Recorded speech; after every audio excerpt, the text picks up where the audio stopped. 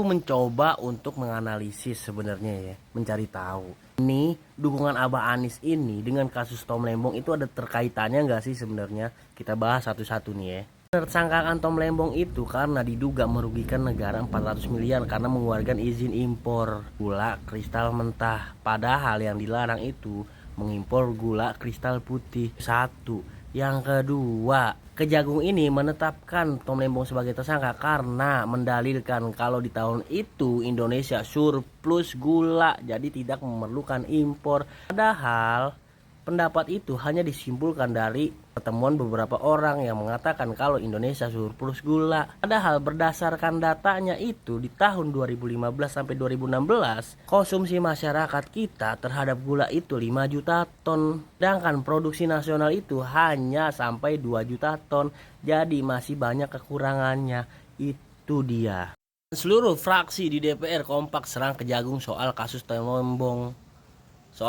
Lembong karena diduga dipolitisasi. Tidak ada dalil yang kuat untuk mentersangkakan Tom Lembong. Komisi 3 juga sepakat. Tapi pertanyaannya, kenapa Kejagung ini masih bersikeras untuk menahan kasus ini?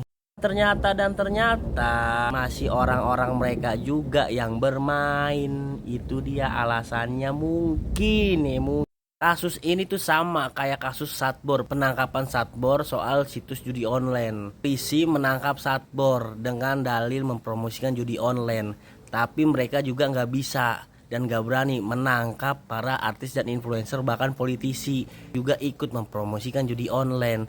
Cara satu-satunya gimana? Cara satu-satunya itu kalau mau bersikap adil, Satbor ditangkap, polisi juga atau pihak penegak hukum kita harus menangkap para influencer dan politisi yang ikut mempromosikan judi online. Dan kalau pihak aparat penegak hukum kita enggak mau dan enggak berani menangkap para artis dan politisi yang terlibat dalam mempromosikan judi online, berarti aparat penegak hukum kita harus membebaskan juga Satbor. Dan itu sudah dilakukan sambil mengangkat Satbor sebagai duta anti judi online.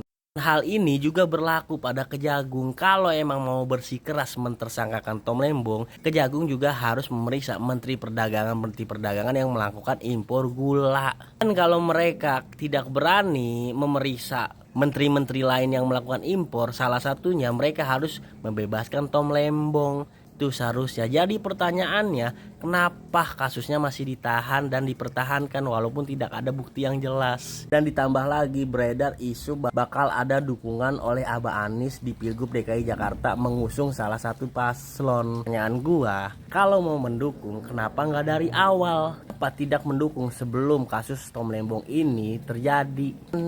Yang menjadi tololnya lagi, kenapa harus mendukung padahal kemarin ditawari menjadi kader agar bisa diusung menjadi calon kontestasi Pilgub DKI Jakarta? Bajingan gak kayak gitu? Bajingan kan?